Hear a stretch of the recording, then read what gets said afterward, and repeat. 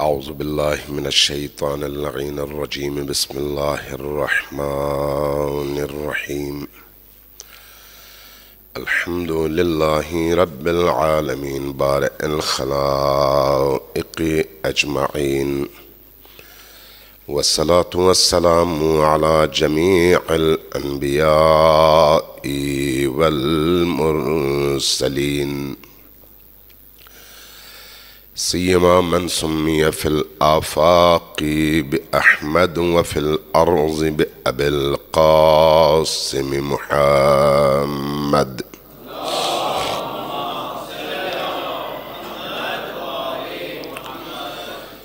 والصلاة والسلام على أولاده الطيبين الطاهرين المعصومين الميامين واللعنة الدائمة على أعدائهم أجمعين من يوم عداوتهم إلى قيام يوم الدين. أما بعد، فقد قال رسول الله صلى الله عليه وآله وسلم: فاطمة بضعة مني فمن أحبها أحبني ومن أبغضها أبغضني ومن أبغضني أبغض الله. صلوات بر محمد وآله.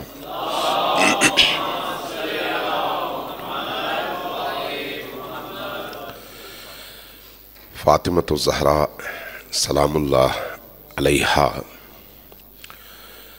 عالم امکان میں وہ دھڑکتا ہوا دل جس کی وجہ سے کائنات کے ذرے ذرے کو اللہ کی طرف سے فیض پہنچتا ہے. یعنی اس کائنات کا ذرہ ذرہ اس بی بی کا محتاج ہے، اس لیے کہ اللہ تبارک و تعالیٰ نے اس بی بی کو اس مقام پر فائز فرمایا ہے. اس بی بی کے امتحانات بہت سارے رہے، ہر حوالے سے آپ نے امتحان دیا اور ان امتحانات میں کامیابی حاصل کی. اگر ہم ان کی زیارت دیکھیں تو ان کی زیارت ہی میں اللہ تبارک و تعالیٰ کی بارگاہ میں ان کے امتحان کے تذکرے سے آپ زیارت کا آغاز کرتے ہیں.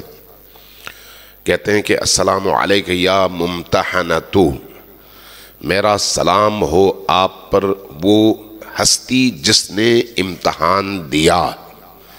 یا ممتحنتو امتحنک اللہ قبل ان یخلقکی، قبل از اس کے کہ آپ کو اس دنیا میں بھیجا جاتا اللہ نے آپ کا امتحان لیا، آپ کو آزمایا، اور اس آزمائش اور امتحان میں آپ کو مکمل اور کامل پایا.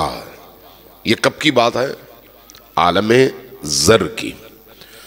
وہاں پر امتحان دینا اس معنی میں ہے کہ اس عالم میں وہ ہستی جس طرح کی مشکلات کا سامنا کرنا پڑے، جذباتیت سے ہٹ کر اپنے مقام اور منصب کے اعتبار سے اللہ کے ناموس کی حفاظت کے لیے ہر قربانی پوری معرفت اور پورے علم کے ساتھ اس عالم میں دینے کے لیے تیار ہے.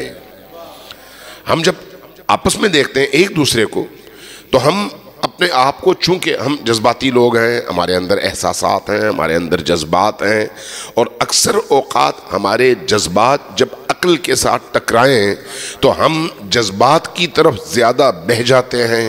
اس لیے پھر ہمارے جذبات کا اظہار عقل کے خلاف ہوتا ہے، اور جب ایسی صورتحال ہو تو بعد میں پھر ہمیں پشیمانی ہوتی ہے، ندامت ہوتی ہے، اور اس ندامت کی وجہ سے پھر ہم واپس پلٹتے ہیں اور توبہ کرتے ہیں، معافیاں مانگتے ہیں، چاہے وہ اللہ کے معاملے میں ہو چاہے اللہ کے بندوں کے معاملے میں. اس لیے کہ ہم ان جذبات کے تلاطم میں مبتلا ہوتے ہیں جو عقل سے ٹکرا رہے ہوتے ہیں اور ہمارے اندر موجزن ہوتے ہیں. لیکن جب ہم حضرت زہرا سلام اللہ علیہا کو دیکھتے ہیں تو حضرت زہرا سلام اللہ علیہا جہاں ایک ماں کی حیثیت سے جذبات کی دنیا میں اس کمال پر فائز ہیں کہ تمام جذبات ان کے وجود میں جلوگر ہیں، وہیں پر عقل کے اعتبار سے اگر آپ دیکھیں تو آپ ان کو عقل کے ان معیارات پر بھی تمام تر عقول کے مجموعے کی شکل میں یکجا عقل کل کی حیثیت سے پاتے ہیں. یعنی ہر معاملے میں اپنے کمال پر، ہر معاملے میں. اس لیے آپ یہ دیکھیے کہ حضرت زہرا سلام اللہ علیہا کی یہ جو زندگی نبی کریم کے بعد گزری ہے، اس زندگی میں امیر المؤمنین پیچھے رہے اور حضرت فاطمۃ الزہرا سلام اللہ علیہا کشتی کے اس پاسبان اور کشتی چلانے والی ہستی کے طور پر آگے رہی. اگرچہ بعض لوگوں کو یہ ہضم نہیں ہوتا، اور نہ ہونے کی وجہ یہ ہے کہ وہ اہل البیت کو بھی اپنی طرح سے دیکھتے ہیں اور اپنی طرح سے سمجھتے ہیں. اگر اپنے ان خیالات، جذبات اور اس کی دنیا سے نکل کر ہم اللہ کے نمائندے، اللہ کی حجت، اللہ کی ولیہ، اللہ کے اس عظیم منصب پر فائز اس ہستی کے طور پر دیکھیں جس نے اس عالم میں اپنے وہ سارے امتحانات دینے کے بعد اللہ کی بارگاہ میں سرخروئی کے ساتھ اس عالم میں قدم رکھا ہے، تو پھر ہمارا زاویہ یہ نگاہ بالکل بدل جائے. اس لیے جب ہم نبی کریم کی اس صاحبزادی کو ان حوالوں سے دیکھنا چاہتے ہیں تو ایک دفعہ آپ اس معرفت کے ساتھ دیکھتے ہیں اور ایک دفعہ آپ ایک عام خاتون کے اس لبادے میں دیکھتے ہیں کہ اگر ایک خاتون ہے تو وہ خاتون کہاں کیا کر سکتی ہے. اس لیے جو نبی کریم کی ازواج ہیں ان میں اور اس بی بی میں اس لحاظ سے بڑا فرق ہے. وہ عام خواتین تھیں، ان کو اگر کوئی کمال نصیب ہوا، فضیلت نصیب ہوئی، تو اس فضیلت کے نصیب ہونے کی وجہ نبی کریم کے نکاح میں آنا ہے. اور اگر وہ نکاح میں نہ آتی تو اسی طرح سے جس طرح سے باقی عرب کی خواتین تھیں اسی طرح کی خواتین ہوتی، وہی احترام ہوتا. لیکن چونکہ نبی کے نکاح میں آئیں، اس لیے نبی کے نکاح میں آنے کے بعد ایک فضیلت ان کو نصیب ہوئی. اب جو عام مسلمان ہیں وہ اس کو اسی طرح سے دیکھتے ہیں کہ جس طرح سے باقی زوجات ہیں اسی طرح سے ایک بیٹی بھی آئے، جبکہ جو اہل معرفت ہیں وہ اس کو اس پیرائے میں بالکل بھی نہیں دیکھ سکتے، دیکھ بھی نہیں سکتے. کیوں؟ اس لیے کہ بی بی وہ ہستی ہیں جن کی ولادت اس دنیا میں جو ہوئی ہے اس میں بھی جو اللہ کی طرف سے خاص اہتمام ہے وہ کسی اور مخلوق کے حوالے سے آپ کو اس پورے عالم ہستی میں نظر نہیں آتا. میں نے پہلے آپ سے عرض کیا ہے گزشتہ مجلسوں میں کہ شاید تیسری مجلس تھی کہ بی بی کی وہ خصوصیات کیا ہیں جو خصوصیات حتیٰ انبیاء کے حوالے سے آپ کو نظر نہیں آتی، اولیاء کے حوالے سے نظر نہیں آتی، ائمہ اطہار کے حوالے سے نظر نہیں آتی. وہ خصوصیات آپ کو بی بی میں یکجا نظر آتی ہیں. تو اس لیے یہ ہستی ان باقی تمام ہستیوں سے بالکل مختلف ہے. اس لیے جب اس ہستی کی زندگی کے نشیب اور فراز، ان کے گھر کی زندگی اور معاشرے کی زندگی، ان کے بچوں کی تربیت، والد سے رویہ اور باقی خواتین کے درمیان ان کی حیثیت اور ان کا اخلاق، اور اس کے ساتھ ساتھ جب نبوت اور رسالت کے دفاع کے حوالے سے ذمہ داریوں کی ادائیگی کے پہلوؤں کو ہم جانچتے ہیں تو پھر ہمیں اس دعا اور زیارت کے اس آئینے میں دیکھنا پڑے گا کہ یہ وہ ہستی ہیں جس سے اللہ نے عالم زر میں امتحان لے کر 100 نمبر دے دیے کہ آپ وہ ہستی ہیں جس سے اللہ نے امتحان لیا، اور آپ تمام امتحانات میں اس عالم کی پیدائش سے پہلے ہی پورا اتری، اور اس کے بعد اللہ نے آپ کو نبی کے قلب پر نازل فرمایا۔ لہذا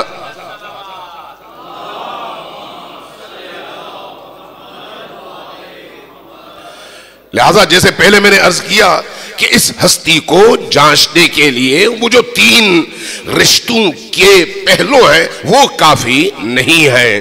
اس ہستی کو خود اس ہستی کے پیمانے میں، اس ہستی کے آئینے میں، اور اس ہستی کی اپنی ذات کی شناخت کے اعتبار سے ہی ہمیں دیکھنا ہوگا، اور اس کا جائزہ لینے کے لیے ہمیں نبی کی احادیث پڑھنی پڑیں گی، اور نبی کے بعد ائمہ اہل البیت علیہم السلام نے اس ہستی کو جس طرح سے پیش کیا اور جس طرح ان کا تعارف کروایا ابتدا سے لے کر انتہا تک، اس کو دیکھنا ہوگا۔ جب ہم اس کو دیکھیں گے تو ہمیں ایک نئی شخصیت نظر آئے گی اس نسبت سے جو ہم نے اس سے پہلے سمجھا تھا۔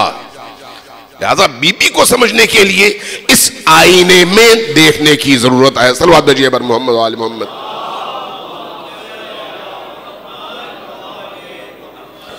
لہذا جس طرح سے نبی کا انکار کفر ہے، اسی طرح بی بی کا انکار بھی کفر ہے۔ جس طرح سے علی کی ولایت کا انکار کفر ہے، اسی طرح سے بی بی کی حقانیت کا انکار بھی کفر ہے۔ جو اس دروازے سے راندہ ہو جائے، نہ وہ اللہ کا ہے نہ وہ رسول کا ہے۔ اس لیے یہ بڑا ہی اہم نقطہ ہے کہ بی بی سلام اللہ علیہا کی زندگی کا ہر دن اور آپ کی زندگی کے ہر پل میں انجام پانے والا ہر کام انسانوں کی ہدایت کے لیے حجت کی حیثیت رکھتا ہے، اور وہ ہمارے لیے دلیل ہے کہ ہم اس کے ذریعے سے اللہ تک پہنچ سکتے ہیں۔ صلوات بھیجیے بر محمد و آل محمد۔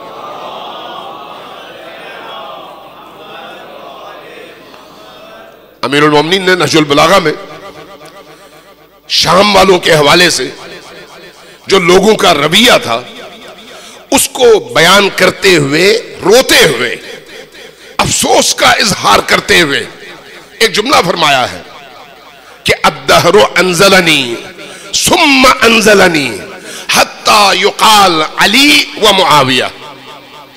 اس دنیا نے مجھے اتنا نیچے گرا دیا، اتنا نیچے گرا دیا، یہ نہج البلاغہ کے جملے ہیں، اتنا نیچے گرا دیا کہ اب علی کا جب نام لیا جاتا ہے تو مقابلے میں معاویہ کا نام لیا جاتا ہے۔ یہ امیر المومنین کا اپنا جملہ ہے۔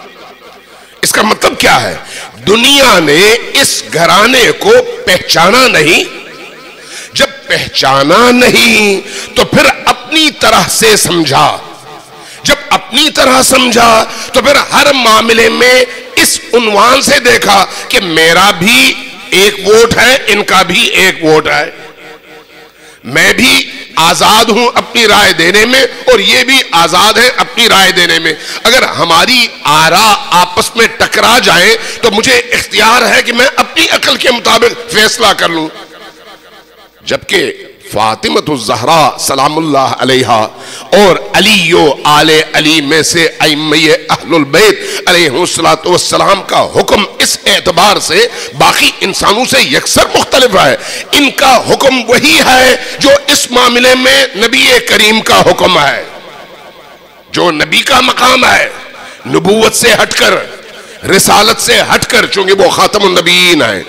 اگر اطاعت کے اعتبار سے دیکھا جائے، اسوہ کے اعتبار سے دیکھا جائے، نمونہ عمل کے اعتبار سے دیکھا جائے، تو جو مقام نبی کا ہے وہی مقام فاطمہ کا ہے۔ جو مقام ادھر ہے وہ مقام ادھر ہے۔ مجھے نہیں معلوم، یاد نہیں ہے مجھے کہ میں نے آپ سے یہ عرض کیا تھا یا نہیں، لیکن میں تکرار کر دیتا ہوں کہ اگر آپ آج کے 8 ارب انسانوں کو دیکھیں، آج کے 8 ارب انسان جو آج موجود ہیں، اگر ان 8 ارب انسانوں کو دیکھ لیں آپ تو آپ کو آدھی آبادی خواتین کی نظر آتی ہے. تو نبی کریم رسول ہو کر، نبی ہو کر ان خواتین کے لیے زندگی کے تمام پہلوؤں میں اسوہ اور نمونہ کبھی نہیں بن سکتے، نہ ماں کی حیثیت سے، نہ بہن کی حیثیت سے، نہ بیٹی کی حیثیت سے، نہ بیوی کی حیثیت سے، چونکہ ان کا مردانہ جو پہلو ہے وہ یہاں پر رکاوٹ ہے کہ کوئی خاتون اس حیثیت سے ان کو اپنا اسوہ بنائے. اس لیے کہ جذبات جو ایک خاتون کے ہوتے ہیں وہ مرد کے کبھی نہیں ہوتے. معاملات کو ٹیکل کرنے کا جو انداز ایک خاتون کا ہوتا ہے وہ کبھی مرد کا نہیں ہوتا. اس لیے مرد کے لیے مرد نمونہ بنتا ہے اور عورت کے لیے عورت. اب اگر اللہ کا رسول تمام عالم کے لیے تا قیام قیامت آنے والے ہر انسان کے لیے نمونہ ہے تو پھر اس نمونے عمل کو جامع ہونا چاہیے اور کامل ہونا چاہیے تاکہ نسل انسانی کا ہر فرد ان کی تأسی کر سکے اور ان کے پیچھے چل سکے. اب خواتین کیا کریں؟ ایک ماں ہونے کی حیثیت سے، بیوی ہونے کی حیثیت سے، بیٹی ہونے کی حیثیت سے اگر وہ تأسی کرنا چاہے کہ ایک بیٹی فلان خاص ماحول اور فلان خاص حالات میں کون سا کردار ادا کرے تو اس کو کہاں جانا چاہیے؟ آپ کو فاطمہ الزہرا سلام اللہ علیہا کے علاوہ کوئی ایسا رول ماڈل نہیں ملتا. اس لیے بعض علماء نے یہ لکھا ہے کہ اگر نبی کی رسالت میں کوئی شریکہ نظر آ سکتی ہے تو وہ اس پورے عالم میں صرف ایک ہستی ہے جس کو فاطمہ الزہرا کہتے ہیں، جو تمام خواتین کے لیے نمونۂ عمل ہے. اور جہاں خواتین کے لیے نمونۂ عمل ہے وہیں پر اپنی اجتماعی جد و جہد میں مردوں کے لیے بھی اسی طرح سے نمونۂ عمل ہے، اسی طرح سے نمونۂ عمل.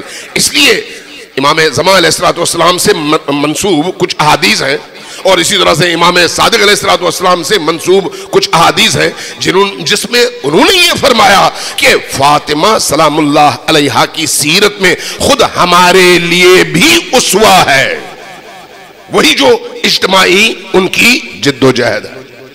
اس لیے یہ ہستی وہ ہستی ہے، اس اعتبار سے اس ہستی کو پہچاننے کی ضرورت ہے.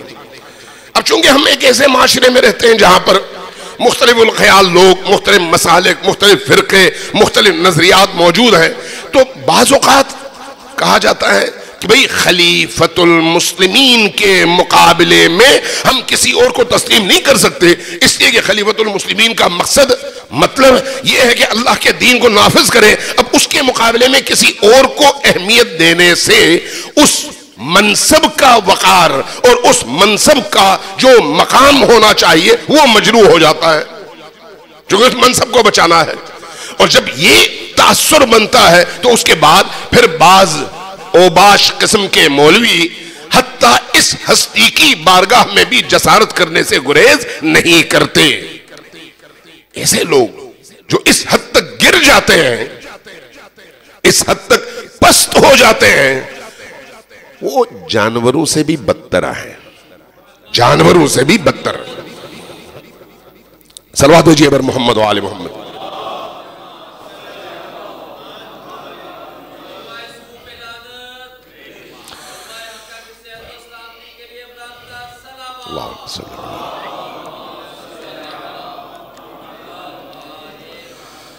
ہمارے ایک حدیث ہے، جب ہم پاکستان کے اس پس منظر میں دیکھتے ہیں نا کہ آج صورتحال یہ ہے کہ سب سے نچلے طبقے کو سب سے اعلیٰ ترین طبقے کے ساتھ میں رکھ کر بزور طاقت کوشش کی جاتی ہے کہ ان دونوں کو برابر سمجھو.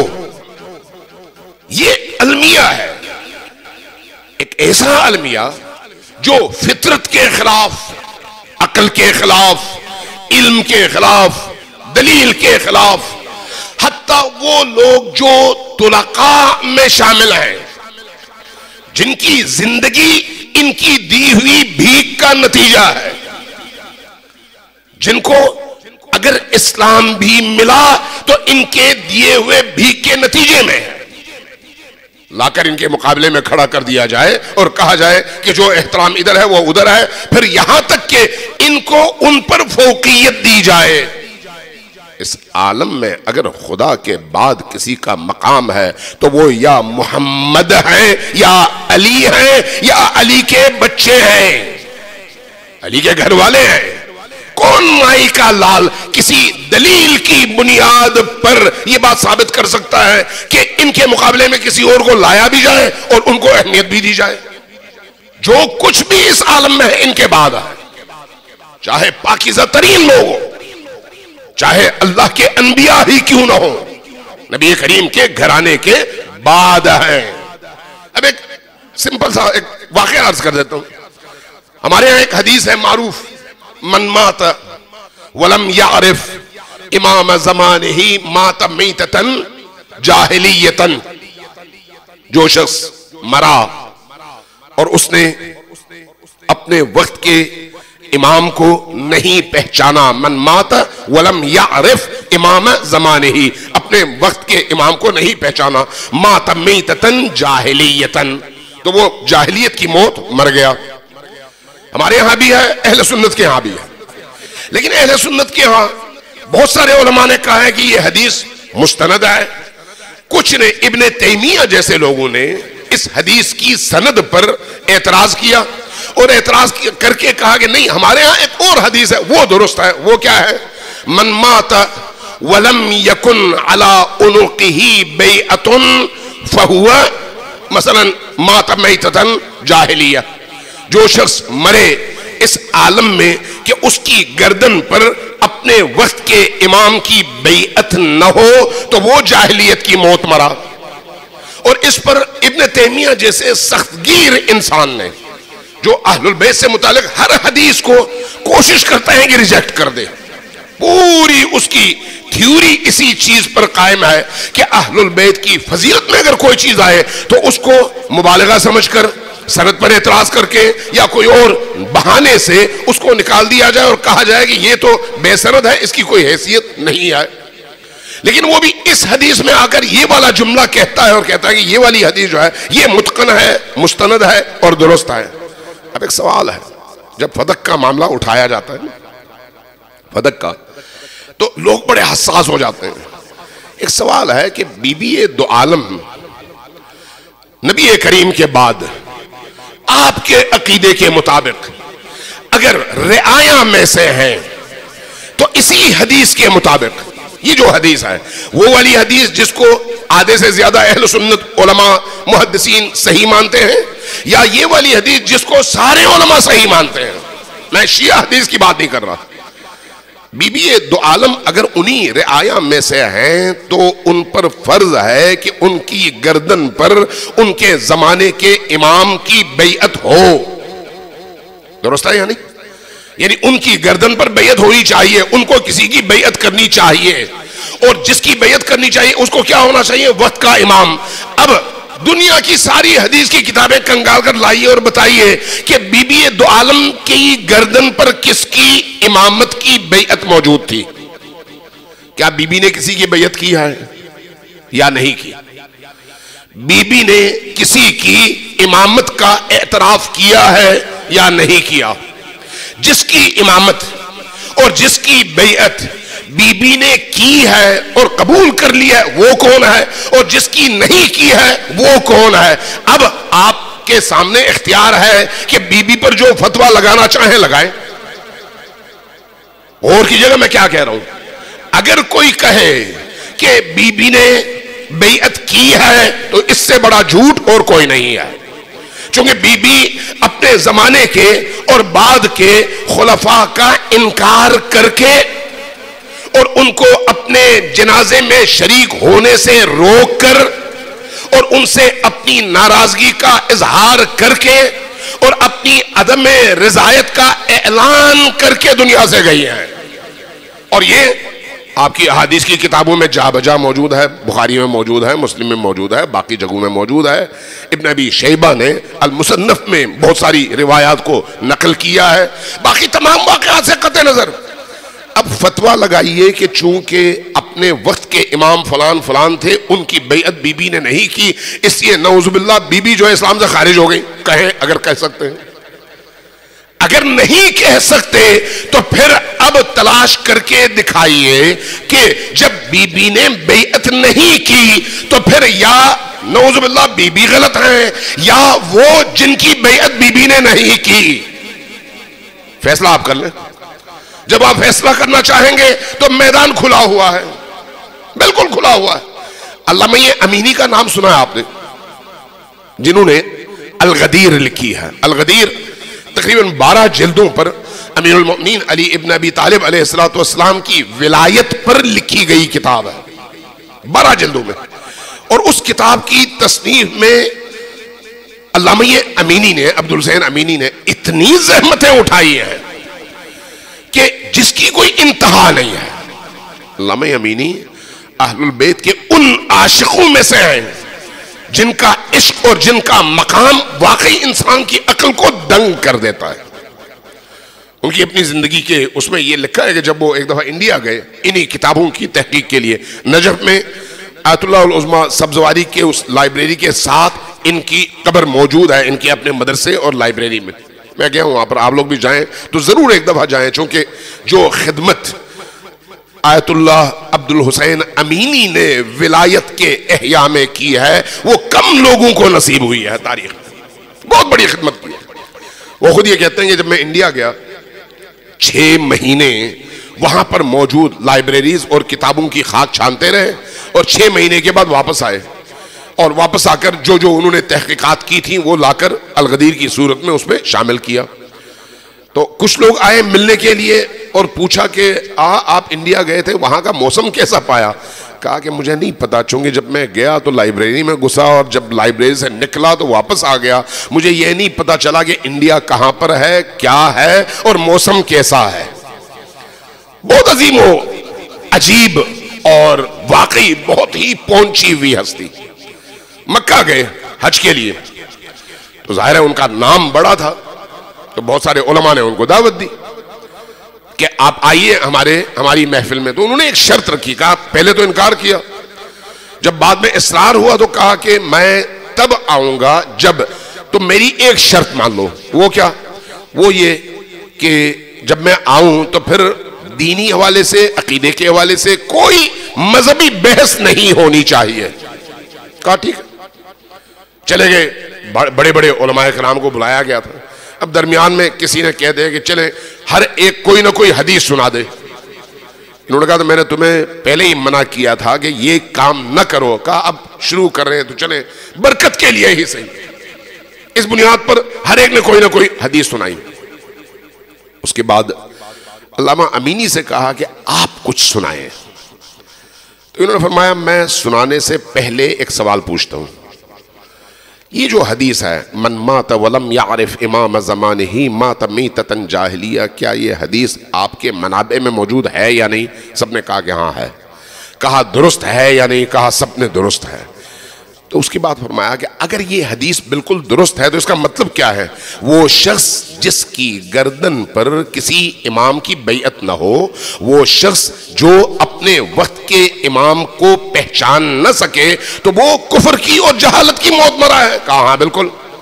تو کہا اب حضرت فاطمہ الزہرا سلام اللہ علیہا کے حوالے سے تمہارا کیا خیال ہے کہ وہ آیا نعوذ باللہ جہالت کی موت دنیا سے گئی ہیں یا پھر باطل کا انکار کر کے گئی ہیں؟ جیسے یہ سوال اٹھا تو تمام علماء اکرام بیٹھے ہوئے تھے، سوچتے رہے اور اس کے بعد سر جھکایا، پھر خاموشی کے ساتھ نکل گئے. دیکھیں دلیل کی دنیا میں، قرآن اور حدیث کے ان مفاہیم اور معارف کی دنیا میں اہل البیت کی حقانیت کا اگر کوئی انکار کرے تو ایسا ہی ہے جیسے سورج کے سامنے انکار کرتے ہوئے کہے کہ نہیں دن نہیں ہے رات ہے. چونکہ یہ ہستیاں ایسی ہستیاں ہیں. لیکن عام انسانوں کو، عام جوانوں کو گمراہ کرنے کے لیے مختلف ہیلے، مختلف بہانے اور مختلف پہلو نکال کر لوگوں کے ذہنوں کو مشوش کیا جاتا ہے. اور ہماری مشکل یہ ہے کہ ہمارے لوگ پڑھتے نہیں ہیں. جب پڑھیں گے نہیں تو غور نہیں کریں گے، غور نہیں کریں گے تو چھوٹے سے چھوٹے سوال پر بھی پھنس جائیں گے. اب ایک سوال میں یہاں پر ابھی کل بھی مجھے یہ سوال بھیجا گیا، پشاور میں پچھلے ہفتے تھا، وہاں پر بھی کئی لوگوں نے مختلف محافل میں یہی سوال کیا. کیوں لوگ یہ سوال ذہن میں انڈیلتے ہیں؟ وہ کیا ہے کہ بھئی علی تو دنیا کا سب سے بہادر انسان تھا. جی تھا. علی تو سب سے بڑا غیرت مند انسان تھا. بالکل تھا. تو پھر یہ کیسے ہوا کہ علی موجود ہو اور علی کے گھر کے دروازے کو آگ لگائی جائے اور علی خاموش رہے؟ کیوں تلوار نہیں نکالی؟ اچھا دوسری طرف یہ کیسے ہوا کہ علی موجود ہو اور ان کی زوجہ دروازے پر آئیں اور وہ آ کر دروازہ کھولے اور اس کے بعد ان کے ساتھ وہ مظالم ڈھائے جائیں؟ بھول جاتے ہیں کہ دین تمہارے جذبات کا پابند نہیں ہے. دین اپنے ان اعلیٰ ترین مقاصد اور اہداف کا پابند ہے، اور ان اہداف کے لیے جہاں دین کو ضرورت پڑے وہاں پر جان، مال، ناموس، ہر چیز کی قربانی دین میں آپ کا فریضہ کہلاتا ہے. بھول جاتے ہیں وہاں پر پھر اپنے جو آپ کے معاشرتی رویے ہیں ان کو معیار بنانا چاہتے ہیں. خود امیر المومنین سے بعض لوگوں نے یہی سوال کیا تھا، خود امیر المومنین سے، کہ یا امیر المومنین آپ کیوں نہیں نکلتے؟ امیر المومنین نے کیا جواب دیا؟ حضرت موسیٰ کی جو داستان ہے کہ حضرت موسیٰ کوہ طور پر گئے تو کوہ طور سے واپس آتے ہوئے کیا ہوا؟ حضرت موسیٰ جب کوہ طور پر گئے تو اس سے پہلے اپنے معاشرے کو موحد بنا کر گئے، توحید کا پابند بنا کر گئے، ایک خدا کی عبادت پر سب کو جمع کر کے گئے اور سب اب موحد تھے. حضرت موسیٰ چلے گئے کوہ طور پر اور گئے 1 ماہ کے لیے اور اپنی جگہ جانشین بنا کر گئے حضرت ہارون کو. اور جب کوہ طور پر گئے تو اللہ نے 10 دن مزید ان کو روک لیا، ہو گئے 40 دن. 40 دن کے بعد جب واپس آئے تو کیا دیکھا؟ ہارون جو حضرت موسیٰ کے جانشین ہیں، حضرت موسیٰ کے بھائی ہیں اور امت میں ان کی جگہ ان کے خلیفہ ہیں، آئے کیا دیکھا؟ ساری امت اللہ کو چھوڑ کر سامری کی سازشوں کا شکار ہو کر چلی گئی ہے گوسالہ پرستی کے لیے، اور سب کے سب گوسالہ پرست بن گئے ہیں. جب یہ منظر دیکھا تو حضرت موسیٰ کو بڑا غصہ آیا، جلال آیا. آئے بھائی کے پاس، بھائی کو کھینچا اپنی طرف. قرآن کی آیات یہی بتاتی ہیں، کھینچا اپنی طرف اور کھینچ کر غصے میں اور غضب کے ساتھ پوچھا کہ یہ سب کچھ ہوا، تم خاموش کیسے رہے؟ یعنی توحید بچا اپنی آیت بنا کر تا قیام قیامت آپ سے کہا کہ ہمیشہ یہ پڑھو تاکہ سمجھ سکو کہ ہر دور میں ہارون کے ساتھ ایسا ہی ہوتا ہے. آیت بنا کر بھیجا. ہارون نے کیا کہا؟ اے میری ماں کے بیٹے، یبن اے میری ماں کے بیٹے، اس قوم نے مجھے اتنا کمزور کر دیا اور مجھے قتل کرنے کے در پہ ہو گئے کہ اگر میں اس معاملے میں ان کے سامنے کھڑا ہو جاتا تو یہ آپ کا بھی انکار کر دیتے اور مجھے بھی قتل کر دیتے. اس لیے میں اس انتظار میں خاموش رہا کہ آپ آئیں تاکہ ہم مل کر دوبارہ ان کے اندر توحید پیدا کر سکیں اور بت پرستی کا خاتمہ کر سکیں. لیکن میری جو یہاں پر خاموشی رہی، اس خاموشی کی وجہ کیا رہی؟ نمبر 1 مجھے انہوں نے تنہا کر دیا، اور نمبر 2 انہوں نے میری قتل کا منصوبہ بنا لیا. امیر المومنین سے جب پوچھا گیا کہ امیر المومنین آپ خاموش کیوں رہے؟ فرمایا کہ حضرت موسیٰ کے نمائندے اور بھائی ہارون کا تذکرہ قرآن نے انہی الفاظ میں کیا ہے، اور اللہ کے رسول نے مجھے ہارون بنایا تھا.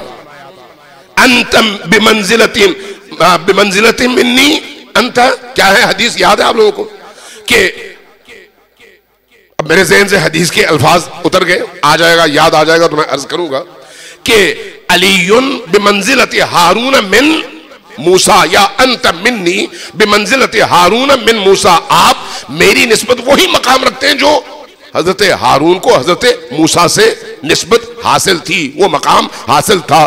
تو اس قوم نے مجھے کمزور کر دیا اور میرے سامنے کھڑی ہو گئی، اور جب یہ قوم کھڑی ہو گئی اب اگر میں اٹھتا تو پھر وہ توحید کا پرچم جو اللہ کے رسول نے بلند کیا تھا اسی توحید کے پرچم کو سب سے زیادہ نقصان پہنچتا، اس لیے اس نقصان سے بچنے کے لیے میں نے خاموشی اختیار کر لی۔ یہ امیر المومنین خود جواب دیتے ہیں اس سائل کے جواب میں جو امیر المومنین پر اعتراض کرتا ہے۔ اب ہم یہ بھول جاتے ہیں کہ نبی کے بعد کیا صورتحال تھی اس خطے کے اندر، ذرا غور کی جگہ کیا صورتحال تھی جس کی وجہ سے بی بی دو عالم اس کیفیت تک پہنچی ہے۔ نبی کریم بسترے وفات پر تھے، آپ نے اصحاب کو بلایا اور فرمایا لاؤ کاغذ قلم میں لکھ دوں۔ اصحاب نے کیا کہا؟ آپ سب کو یاد ہے نا اصحاب نے کیا کہا؟ کہا کہ حسبنا کتاب اللہ، ہمارے لیے کتاب کافی ہے، آپ کے لکھنے کی ضرورت نہیں ہے۔ یہاں تک کہ بعض روایات میں ہے کہ نبی کریم کی توہین شروع ہو گئی، بعض روایات میں ہے، اہل سنت کی روایات میں، شیعوں کی بات نہیں کر رہا، کہ نبی کریم کی بارگاہ میں اتنی آواز اونچی ہو گئی کہ آپس میں لڑنے لگے۔ بعض نے کہا کاغذ قلم لے آؤ، بعض نے کہا نہیں ہم لانے نہیں دیں گے۔ کیوں؟ اس لیے کہ ہم اللہ کی کتاب کو مانتے ہیں، نبی کی بات کو نہیں مانتے، ہمارے لیے اللہ کی کتاب کافی ہے۔ اب جب ماحول اس طرح کا ہو، اور وہ کب؟ نبی کریم کی اپنی حال حیات میں، اپنی حال حیات میں، ابھی نبی زندہ ہے۔ دوسرا، نبی کریم نے وہ جو آخری ایام ہے اس میں ایک لشکر ترتیب دیا، لشکر ترتیب دے کر ان تمام صحابہ کرام کو پابند کیا کہ آپ اس لشکر میں شامل ہو اور اسامہ کے ساتھ جہاد پر جائیں۔ کہاں؟ روم کے بارڈرز پر۔ ان میں سے سب نے انکار کر دیا، نبی ہیں انکار، نبی کہہ رہے ہیں جاؤ، یہ کہہ رہے ہیں نہیں۔ جب خود نبی کی زندگی کے آخری لمحات میں نام لے لے کر، یہ آپ بخاری پڑھ لیں، مسلم پڑھ لیں، باقی صحاح کی کتابیں پڑھ لیں، آپ کو نتیجہ مل جائے گا کہ جب نبی کے آخری دور میں یہ صورتحال کچھ لوگوں نے پیدا کر دی تھی کہ خود نبی کے حکم کے مقابلے میں اپنے اجتہاد پر کھڑے ہو گئے کہ نہیں نبی کی بات ہم نے نہیں ماننی، ہم نے اپنی کرنی ہے، تو اس کے نبی کے بعد تو پھر وہ رکاوٹ ہی دور ہو گئی ہے، مسئلہ ہی ختم ہو گیا نبی کا۔ اس لیے نبی کے بعد اب یہ جری ہو گئے۔ اب تیسری چیز اسی حوالے سے جو بڑی اہم ہے اس ماحول کو سمجھنے کے لیے، وہ یہ ہے کہ مدینہ حقیقت میں منافقین کی ایک بہت بڑی تعداد مدینہ کے اندر موجود تھی، بہت بڑی تعداد۔ آپ اگر قرآن کریم کی آیات دیکھیں تو جتنی مؤمنین پر آیات ہیں کم و بیش اتنی ہی آیات منافقین کے بارے میں ہیں۔ وجہ کیا ہے؟ وہ کہتے ہیں صرف 12 منافق تھے، 12 منافق تھے تو اتنی زیادہ آیتیں نازل کرنے کی وجہ کیا تھی؟ ایک ہی دفعہ ایک ہی آیت کافی تھی، لیکن بار بار اہل نفاق کی نشاندہی، بار بار منافقین سے بچنے کا حکم۔ مکہ نہیں، یہ مدینہ کی بات ہو رہی ہے، چونکہ نفاق مدینہ میں شروع ہوا ہے، مکہ میں نہیں۔ اور نفاق ہمیشہ وہاں پر شروع ہوتا ہے جہاں پر اقتدار آئے، وہاں پر شروع ہوتا ہے جہاں پر طاقت کی کشمکش شروع ہو جائے، وہاں پر شروع ہوتا ہے جہاں پر منصب کے لیے لڑائی شروع ہو جائے۔ جہاں پر یہ ساری چیزیں نہ ہو وہاں پر نفاق بھی نہیں ہوتا۔ اس لیے مکہ میں کوئی نفاق کی آیت نہیں اتری، مکہ میں کوئی منافقین کے حوالے سے ایک آیت بھی نہیں اتری۔ جتنی بھی آیات اتری ہیں ساری کی ساری مدینہ میں اتری ہیں، اور مدینہ میں اس لیے کہ ایک ریاست قائم ہو گئی تھی، اب جو ہے کچھ لوگوں کی خواہش تھی کہ وہ ان تک پہنچے۔ اب اس فضا میں یہ ہمارے تاریخ کے سارے مورخین نے لکھا ہے، ایک کتاب ہے رحیق المختوم، اردو میں بھی ہے، عربی میں بھی ہے، فارسی میں بھی ہے، پشتو میں بھی ہے، انگریزی میں بھی ہے۔ مبارک پوری صاحب ہوتے ہیں انڈیا کے، خود اہل حدیث ہیں، انہوں نے سعودی عرب کی طرف سے ایک منعقد ہونے والے مقابلے میں سیرت النبی اور تاریخ نبی کے حوالے سے کتاب لکھی، اور یہ کتاب پہلے نمبر پر آئی۔ وہی رحیق مختوم جو اہل سنت نے لکھی ہے، اہل حدیث نے لکھی ہے، سعودیوں نے چھاپی ہے، وہاں پر آپ دیکھیں نبی کریم کے بعد کے واقعات میں بہت ساری چیزیں آتی ہیں۔ ایک وہ جو لکھتا ہے بڑی عجیب بات لکھتا ہے، اور وہ لکھتا ہے فتح مکہ کے موقع کے حوالے سے کہ جب فتح مکہ ہوا تو ابو سفیان صاحب آئے اور کوشش کی فتح مکہ سے پہلے کہ مسلمان لشکر کو ہر صورت میں روکا جائے کہ کسی طرح سے وہ مکہ نہ آئے، لیکن نہیں ہوا، اور نبی کریم اپنے فیصلے پر اٹل تشریف لے آئے، حتیٰ اس نے تمام صحابہ پر زور دیا کہ نبی کو روکو، ابھی وہ مسلمان نہیں ہوئے، حتیٰ علی اور فاطمہ کے گھر آئے اور کہا کہ ان کو روکیے، ہم آپ سے دوبارہ وہی معاہدہ کرنے کو تیار ہیں جو پہلے ہم نے کیا تھا، لیکن انہوں نے بھی یہی فرمایا کہ نبی نے جب فیصلہ کر لیا ہے تو اب نبی کو روک نہیں سکتے، نبی آئیں گے اور لشکر کے ساتھ وارد ہوں گے۔ اب جب یہ صورتحال ہوئی اور لشکر آیا اور لشکر کی ہیبت اور ان کا جاہ و جلال دیکھا تو ابو سفیان اس وقت تک، یعنی اس رات کے آخری پہر تک، دین اور اسلام کے سب سے بڑے دشمن تھے، سب سے بڑے دشمن، یہ انہی نے لکھا ہے اور تمام تواریخ میں موجود ہے۔ اب جب فتح مکہ ہونے لگا تو حضرت عباس کی سفارش لے کر، حضرت عباس کی سفارش لے کر آئے نبی کریم کی بارگاہ میں، اور وہ سفارشی بن کر آئے کہ آپ ان کو معاف کر دیں۔ رسول کریم نے معاف کر دیا، اور جب معاف کر دیا تو اگلے دن فتح مکہ ہوا، اور اس کے بعد کے جو واقعات ہیں وہ آپ کے سامنے ہیں۔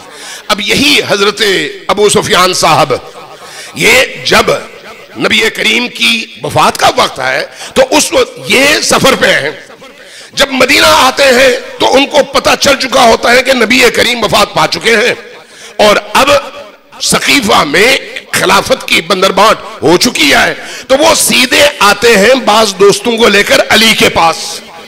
لکھا ہے اہل سنت علماء نے، علی کے پاس آ کر کہتے ہیں کہ یا علی، خلافت تو آپ کا حق ہے، آپ اس خلافت کے حق کے حصول کے لیے کھڑے ہو جائیے تاکہ میں مدینے کی گلیوں کو آپ کی حمایت میں مسلح سواروں سے بھر دوں۔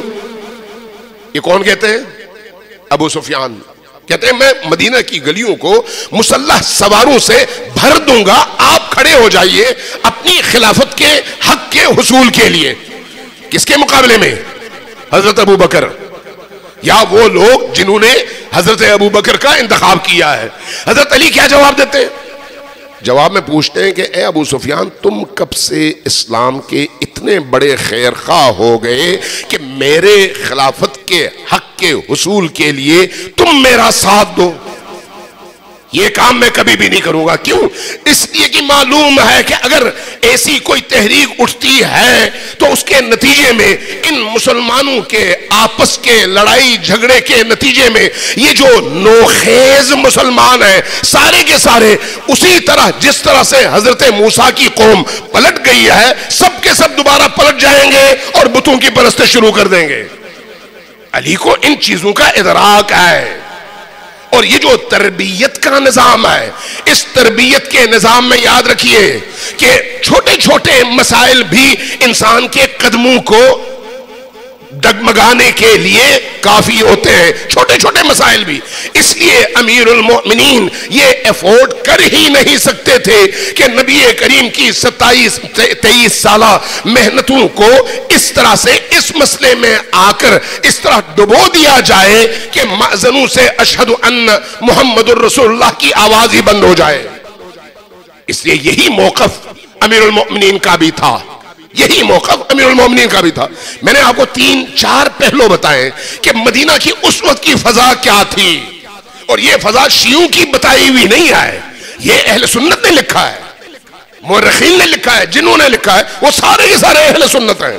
تو اس کا مطلب ہے ایک ایسی فضا میں اگر علی خلافت کے اس مسئلے میں نبی کی وصیت کو سامنے نہ رکھتے اور اگر کھڑے ہو جاتے تو پھر اسی مدینہ شہر کی گلیاں مسلمانوں ہی کے خون سے یوں رنگین ہو جاتی کہ اسلام کا سارا سب کچھ لپیٹ دیا جاتا اور اس کی بساط ختم ہو جاتی اور لپیٹ دی جاتی۔ اس لیے اگر علی نے قربانی دی ہے تو اسی اسلام کو بچانے کے لیے دیا ہے، فاطمہ نے قربانی دی ہے تو اسی اسلام کو بچانے کے لیے دی ہے۔ اب سوال یہ ہے کہ فاطمہ کیوں آگے بڑھی؟ علی سے بغض تھا نا، علی سے بغض تھا کہ علی نے ان کے بڑے بڑے شاہ سواروں کو مارا ہے، ان کے اجداد کو مارا ہے، ان کے بڑے بڑے مشرکین کو مارا ہے، اس لیے علی کا کینہ تو دل میں تھا، لیکن فاطمہ الزہرا کا کینہ تو نہیں تھا۔ فاطمہ الزہرا پر اس طرح کا کوئی الزام تو نہیں تھا۔ فاطمہ الزہرا سلام اللہ علیہا بنت نبی کی حیثیت سے ان تمام احادیث کی روشنی میں جہاں نبی کریم نے اس بیٹی کا ایک ایسا تعارف مسلمانوں کے سامنے رکھا ہے کہ کوئی شخص اس بیٹی کا انکار کر ہی نہیں سکتا، تو اب یہ بیٹی اگر میدان میں نہ آتی تو حجت ادا ہی نہ ہوتی، اس لیے یہ بیٹی آئی تاکہ پتہ چلے کہ حق کہاں ہے اور باطل کہاں ہے۔ یہی وجہ تھی کہ جب یہ بیٹی فدق کے معاملے میں جب مسجد میں آئی ہے اور مسجد میں آپ نے للکارا ہے اور پہلے اعلان ہوا کہ فاطمہ مسجد میں آ رہی ہے، اور جب فاطمہ سلام اللہ علیہا مسجد میں آنے لگی تو آپ کو یہ پتا ہوگا کہ اس زمانے میں یہ جو اس وقت ریاض الجنہ ہے چھوٹی سی مسجد، اس کے ارد گرد حجرے تھے مختلف لوگوں کے، اور انہی میں اہل البیت کے حجرے بھی تھے۔ ایک دروازہ باہر سے کھلتا تھا اور ایک دروازہ اندر سے۔ رسول کریم پر وحی نازل ہوئی کہ جن جن کے دروازے مسجد میں کھلتے ہیں وہ سارے بند کروا دیجئے۔ سارے دروازے بند ہو گئے۔ کون سا دروازہ کھلا رہا؟ صرف علی اور نبی کا، صرف علی اور نبی کا، باقی دروازے سارے بند۔ بعض صحابہ کرام نے ایک روشن دان کھلا رکھنے کی اجازت مانگی، لیکن رسول اللہ نے منع فرمایا کہ نہیں، اللہ کا حکم ہے سب بند۔ اس لیے اب جب لوگ نماز کے لیے آنا چاہتے تو باہر کے دروازے سے، اپنے دروازے سے نکل کر مسجد کے مین گیٹ سے اندر آتے، لیکن فاطمہ الزہرا کے گھر کا دروازہ اس مسجد میں کھلا ہوتا۔ جب کبھی یہ ہستیاں آنا چاہتی تو اپنے اسی دروازے سے فوراً مسجد کے اندر قدم رکھتی۔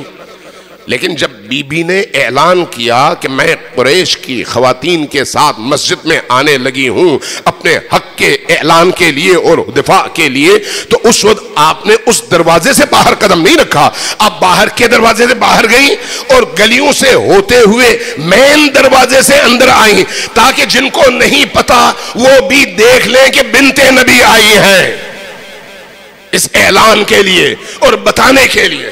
اور جب مسجد میں پہنچی تو خطبہ جب دینے کا آغاز ہو رہا تھا تو اس سے پہلے حدیث ہمیں بتاتی ہے کہ مسجد کھچا کھچ بھری ہوئی تھی، اور جب فاطمہ الزہرا سلام اللہ علیہا مسجد میں داخل ہونے لگی تو فاطمہ سلام اللہ علیہا کی چال دیکھ کر اور ان کی آمد کو دیکھ کر ایک دفعہ پورا مسجد اور مسجد میں موجود لوگ چیخیں مار کر رونے لگے۔ کیوں؟ اس لیے کہ نبی کی بیٹی آ رہی ہے، ایک ایسے ماحول میں جہاں پر نبی کریم کی بیٹی کا اتنا اثر تھا مسجد کے اندر، لیکن جب نبی کی بیٹی کو ان کے گھر میں محصور کیا گیا تو اس وقت پھر سامنے تلوار تھی کہ کون مقابلے میں اٹھتا ہے۔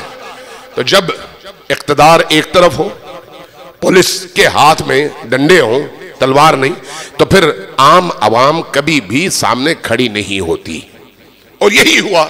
لوگ کہتے ہیں ہمارا دل آپ کے ساتھ ہے لیکن ہم آپ کے دفاع کے لیے لڑ نہیں سکتے، اب جو فیصلہ ہو گیا رہنے دیں۔ اب اس فضا میں بی بی دو عالم نے دروازے پر آ کر اپنا تعارف کروا کر لوگوں کو بتا کر ہمیشہ یہ ثابت کرنے کی کوشش کی ہے کہ حق اسی دروازے اور چار دیواری کے اندر ہے، جو اس حق پر شب خون مارے گا وہ دنیا کے سامنے برہنہ ہوگا کہ وہ باطل ہے اور حق والے اس گھر کے اندر جمع ہیں۔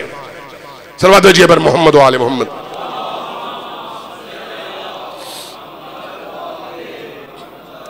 ایک دفعہ پھر ذرا اونچی آواز سے صلوات بھیجیے بر محمد و آل محمد۔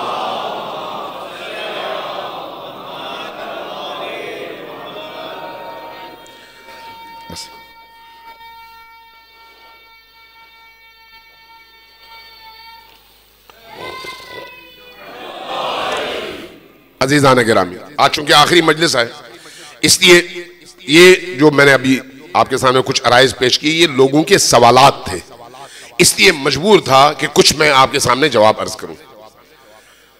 اب سوال یہ ہے کہ ہم من حیث شیعہ من حیث محب، اہل مودت اور اہل البیت کے پیروکار کیا اسی پر خوش رہیں کہ ہم نے کچھ مجالس میں شرکت کی اور ان سے محبت کا دم بھرا، یہی ہماری نجات کے لیے کافی ہے؟ یا اہل البیت علیہ السلام بھی ہم سے کچھ چاہتے ہیں؟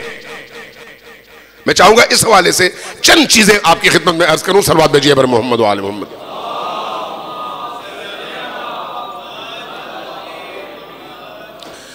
اہل البیت علیہ السلام کو نبی کریم نے قرآن کے تالی تل برابر قرار دے کر ہمیں یہ کہا کہ جس طرح قرآن کو پکڑتے ہو اسی طرح سے اہل البیت کو پکڑو. ہمیں برابر طور پر دونوں کو پکڑنے کا حکم ہے.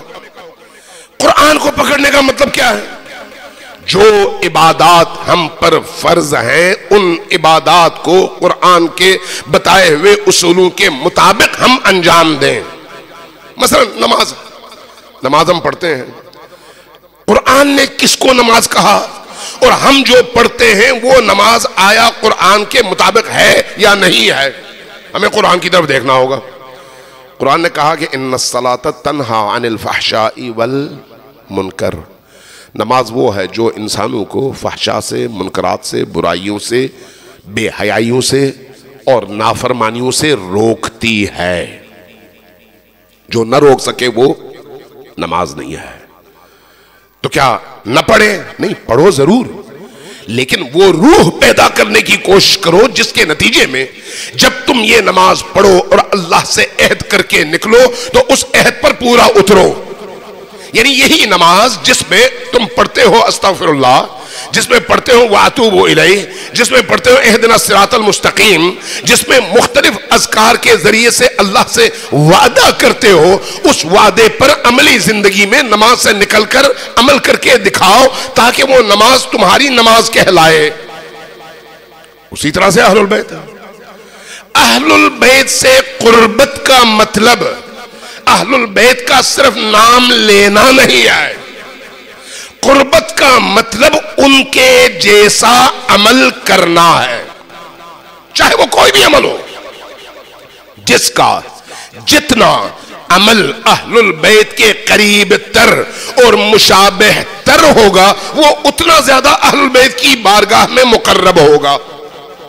جو عمل اور تشابہ کے اعتبار سے، مشابہت کے اعتبار سے جتنا دور ہوگا وہ اتنا ہی اہل البیت کی رحمت سے بھی دور ہوگا.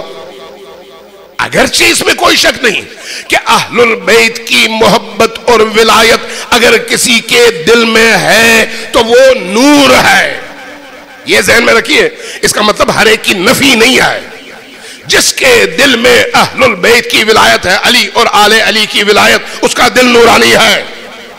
لیکن وہ نور اور دوسرے نور میں ایک فرق ہے. یہ نور کم ترین ہے اور جو اس عمل اور پریکٹیکل لائف میں اس روشنی سے فیض پاتا ہے وہ نورانی تر ہے. وہ ایسے ہی ہے جیسے 10 واٹ کے وولٹیج اور نور اور فرض کریں 1000 کے وولٹیج میں فرق ہے. نور یہ بھی ہے وہ بھی ہے. لیکن اہل البیت کا نور اگر کسی کے دل میں ہے تو آگے بڑھنے کی گنجائش موجود ہے، اس کو آپ ریجیکٹ نہیں کر سکتے، اس لیے کہ وہ دوسروں سے اس لحاظ سے بالکل مختلف ہے کہ دوسروں کے دلوں میں وہ نور نہیں ہے اور اس کے دل میں ہے. اس لیے ایک اصولی بات ہمیشہ ذہن میں رکھیں، جس کے دل میں علی کی ولایت ہو، جس کے دل میں آل علی کی ولایت ہو، چاہے وہ جیسا بھی گناہگار ہو، جیسا بھی گناہگار ہو، ایسا شخص اس نیک اور پرہیزگار فرد سے کروڑوں گنا بہتر ہے جس کے دل میں علی کی محبت کی جگہ بغض ہے. دونوں میں بڑا فرق ہے. اس لیے کہ یہ نور انسان کو بہرحال نجات دلا سکتا ہے، لیکن وہ بغض اس انسان کو ہر صورت میں جہنم لے کے جاتا ہے، وہ کبھی بھی نجات پا نہیں سکتا. اس لیے کہ نجات کے دروازے کا نام ولایت علی ہے. لیکن اس نور میں فرق ہے درجات کے اعتبار سے، طاقت کے اعتبار سے. اسی لیے یہ یاد رکھیں کہ اہل البیت نے ہمیں طریقہ بتایا ہے. اہل البیت کہتے ہیں کہ جو ہم کرتے ہیں وہ تم کرو, جو ہم کرتے ہیں. اہل البیت کہتے ہیں کہ سب سے بہترین کام جو انسان کو ہم سے قریب تر کرتا ہے وہ ہے خدمت خلق, انسانوں کی خدمت, چاہے وہ انسان کیسا ہی کیوں نہ ہو. اگر تم اپنے آپ کو دوسرے درجے پر رکھ کر, دوسرے انسانوں کی ضرورتوں کو پہلے درجے پر رکھ کر ان کی خدمت کرو گے تو تم ہمارے سب سے زیادہ قریب ہو. یہ اہل البیت کی روش بھی ہے, تعلیم بھی ہے, اور قرب اہل البیت کا سب سے بہترین ذریعہ بھی ہے.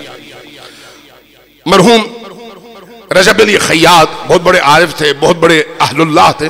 ان کے بارے میں لکھا ہے کہ ایک دفعہ ان کی ملاقات ہوئی حضرت شاہ عبدالعظیم سے. شاہ عبدالعظیم تہران میں شہر رئی میں ظاہر ہے بہت بڑی بارگاہ ہے, اور ائمہ کے ہاں حضرت شاہ عبدالعظیم کا مقام بھی بہت بڑا مقام ہے.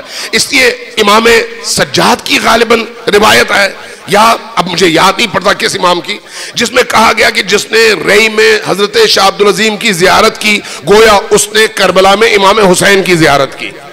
یعنی وہ مقام ان کو حاصل ہے اہل البیت کی نگاہ میں.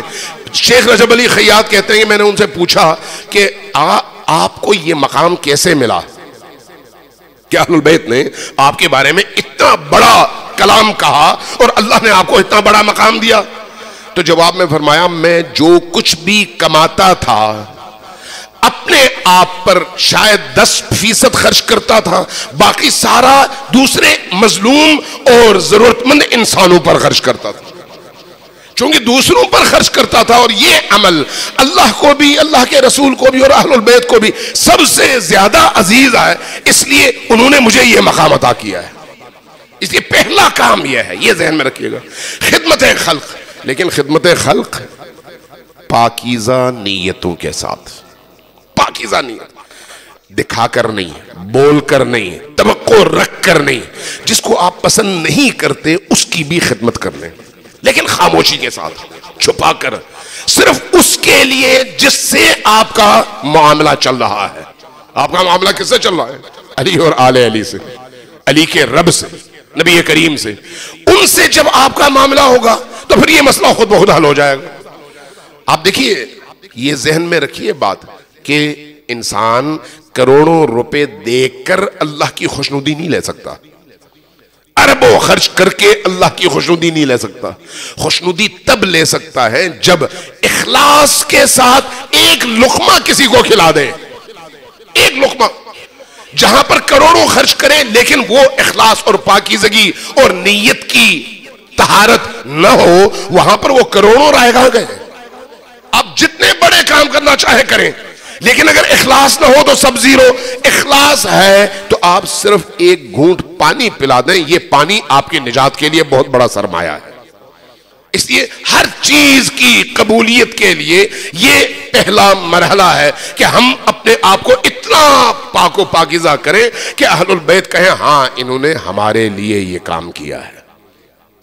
یہ جو آپ فضائل میں ہمارے خطیبوں سے, علماء کرام سے سنتے ہیں کہ قرآن کریم میں جو سورہ دہر کی آیات اہل البیت کے حوالے سے اتری, اہل البیت نے چاروں نے, امیر المومنین نے, حضرت زہرا نے, امام حسن نے, امام حسین نے روزہ رکھا, پہلا دن, دوسرا دن, تیسرا دن, اور افطار میں ایک دن یتیم, دوسرے دن اسیر, تیسرے دن مسکین, کھانا دے دیا اور جو کی روٹی تھی وہ دے دی, خود اسی طرح سے دوبارہ روزہ رکھا.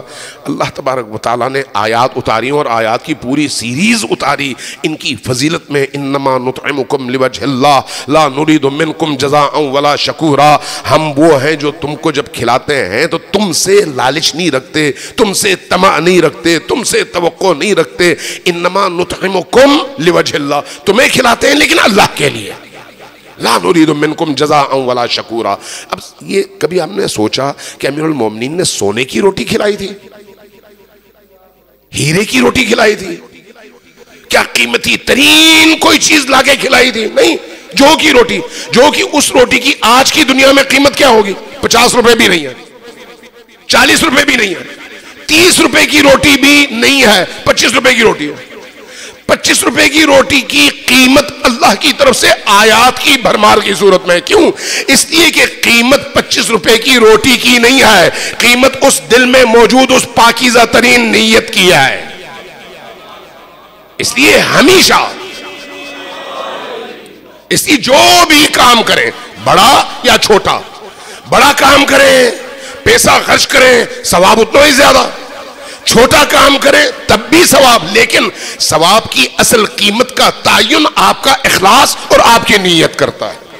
इसलिए पाकीज़ा नीयत के साथ जो कुछ भी आप करेंगे वो आपको अहलुल बैत से जोड़ता भी है और करीब भी करता है। दूसरा, मैं चूंकि आखिरी मजलिस है इसलिए मैं मजबूर हूं कि ये बातें आपसे करके जाऊं। दूसरी बात ये याद रखिए, जिसके दिल में अली की मोहब्बत है उससे प्यार करना सीखें। जिसके दिल में भी अली की मवद्दत है, अली की विलायत है, उससे मोहब्बत करना सीखें। उसके बुरे अमल को न देखें, उसके अंदर मौजूद उस मोहब्बत को देखें और उस विलायत को देखें और अली की वजह से उसका एहतराम करें। अली की वजह से, ये मैं अपनी तरफ से नहीं कह रहा, ये अइम्मा की रिवायात में बयान कर रहा हूं।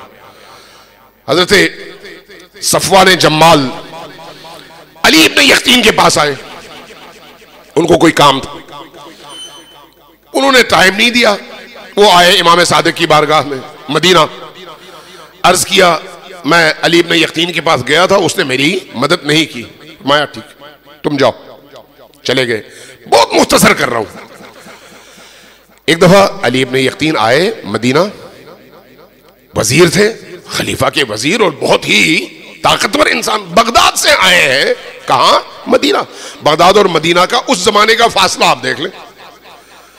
पहुंचे, जब इमाम की बारगाह में दरवाजे पर आए, इजाजत मांगी तो इजाजत नहीं मिली। जब इजाजत नहीं मिली तो समझा कि शायद कोई काम है, मसरूफ है, तो दोपहर को आ जाऊंगा। सुबह गए, दोपहर को गए, फिर इजाजत नहीं मिली। शाम को गए, फिर इजाजत नहीं मिली। अगले दिन गए, फिर इजाजत नहीं मिली। समझ गए कि कोई गड़बड़ हुई है मुझसे, कोई मसला हुआ है।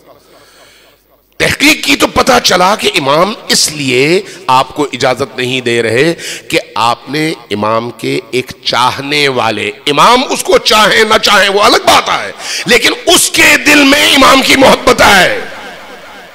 सफवान जमाल, चूंकि उसकी तुमने ख्वाहिश पूरी नहीं की जो तुमसे हो सकती थी, उसका काम तुम कर सकते थे, तुमने नहीं किया, इसलिए अब इमाम की निगाहों में तुम गिर चुके हो। फौरन पलटे, उस शख्स को बगदाद बुलवाया, अपने घर बुलवाया। बुलवाने के बाद खूब खातिर मदारात की, उसका मसला सुना। मैं उस तफसील में नहीं जाता चूंकि टाइम नहीं है और बड़े अभी नुकात हैं जो अब अर्ज करना चाहूंगा आपकी खिदमत में। तो जब उसको हर तरह से राजी किया, पैसा दिया, कालीन दिया, घोड़ा दिया, उसकी तमाम तरह ख्वाहिशात पूरी की, वो जो मुतालबा लेकर आया था वो पूरा किया। उसके बाद घर में आखिरी खाने के मौके पर खाना खिलाने के बाद कहा सफवान करीब आओ। करीब आए, कहा कि मैं लेटता हूं। लेटा और अपना रुखसार एक जमीन पर रखा, दूसरा रुखसार ऊपर, और उससे कहा कि अपने पांव मेरे रुखसार पर रखो। कहा वो क्यों? कहा कि नहीं, ये मेरी ख्वाहिश है। कहा नहीं, आपने इतना बड़ा एहसान मुझ पर किया, मैं कैसे करूं? कहा नहीं, जब तक तुम ये काम नहीं करोगे मैं तुम्हें जाने नहीं दूंगा। मजबूर किया, उसने ये काम किया। जब ये काम किया और अपना पांव उठाकर अपने तलवे इसके रुखसार पर रखे, तो उसके बाद ये उठा और कहा मुझसे अब राजी हो? कहा हाँ मैं राजी हूं। कहा जब राजी हो तो अब तुम इमाम की बारगाह में गवाही दोगे कि तुम्हारे दिल में अब मेरे लिए कोई मेल नहीं है? कहा हाँ बिल्कुल। कहा बस मेरा मसला हल हो गया। फिर वहां से उठकर आया। कौन? वजीर। कहां? मदीना में। इमाम की बारगाह में आया, फौरन दरवाजा खुला।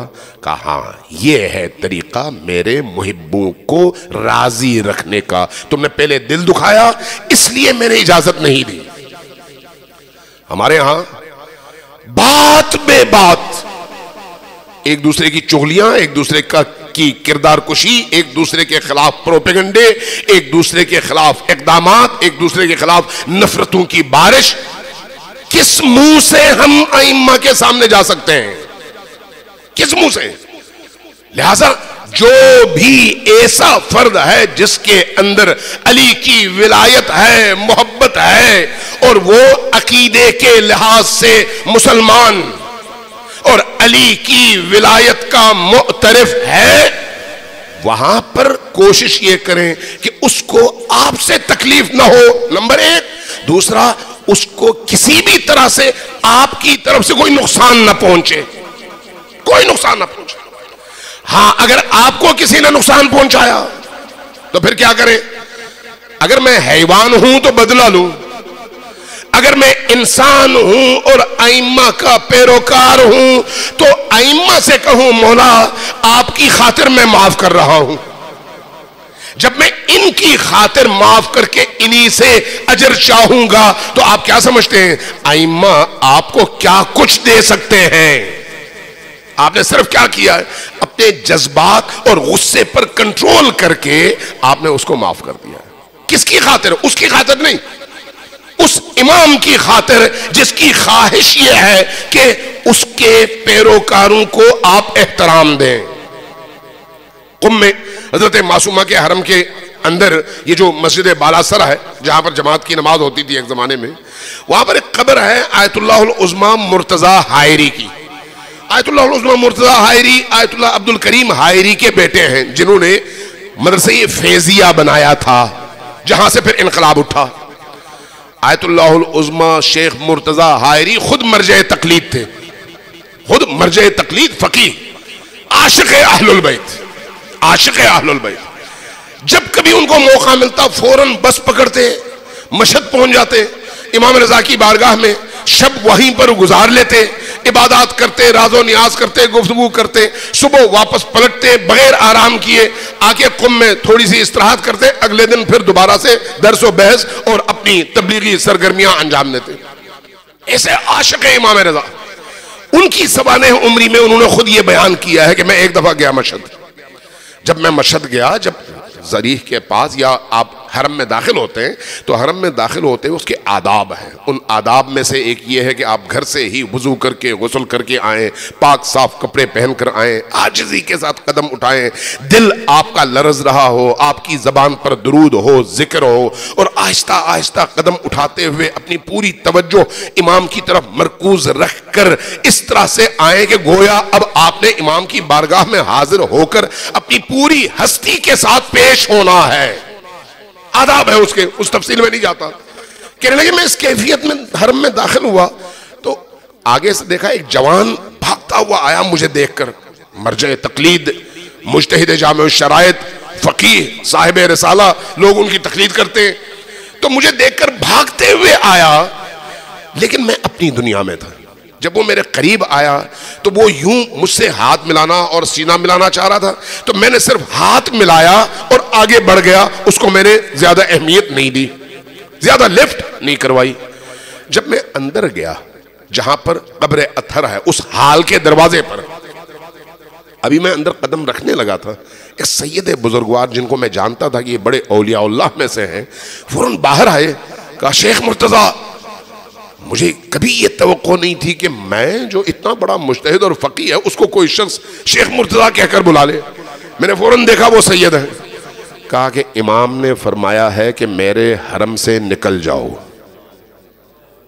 میرے حرم سے نکل جاؤ۔